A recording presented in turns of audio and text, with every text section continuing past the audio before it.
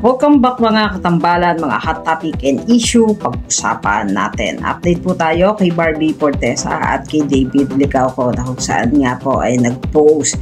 Itong si Barbie, nakuha ito sa isang street na kung saan din ay napakarami ng restaurant na Samgyup at may caption pa nga doon si Barbie na yung saya ko kasi tabi-tabi mga Samgyupsal dito. Ayan, sa Korea ngayon, yan yung kuha doon ni Barbie sa isang street na puno-puno nga ng restaurant na mga Samgyupsal. Samantalang nag-post din itong si Barbie na nasa eroplano na nga ito at pabalik na nga ng Pinas. Matapos nga yung shoot nitong si Barbie sa Korea na ipinost pa nga nito yung isang tent na may pangalan na Barbie Fortesa. Samantalang nag-update din siya doon sa close-up na kanilang ini-endorse ni David.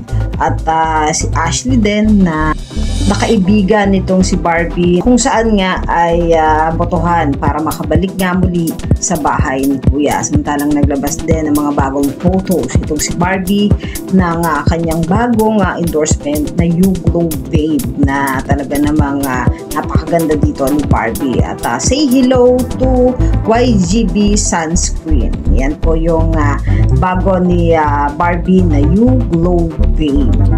At napakaganda nga ni Barbie. Samantalang si David Licauco din ay naglabas din ng video at mga photos na kuha naman ng kanyang commercial sa Sprite na kung saan nga ay napakagwapo ni David at napakamacho habang nagbabasketball at umiinom pa nga ng Sprite.